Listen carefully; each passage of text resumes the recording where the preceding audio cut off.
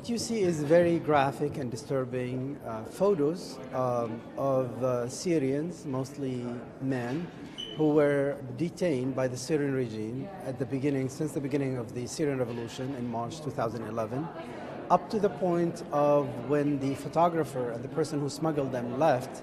They belong to at least 11,000 victims of the Syrian regime.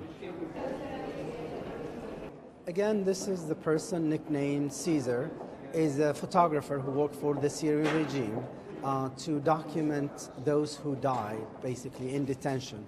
And before the revolution, I mean, these were small numbers. But since the revolution, the regime detained large number of people, thousands and thousands of mostly activists, peaceful activists, and they tortured them to death. So he was brought with a few other colleagues to document these images. First, of course, it was part of his daily work, and then he was overwhelmed by the numbers. He actually then recognized some of these people were from his neighborhood, people he knew, and it became to him very, very overwhelming. So he decided to gather as many of these photos and get them out. He got in touch with some of the opposition groups.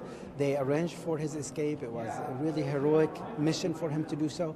And he brought with him 55,000 pictures, which were examined by an internationally recognized forensic team and by international investigators to, again, make sure that these authentic photos.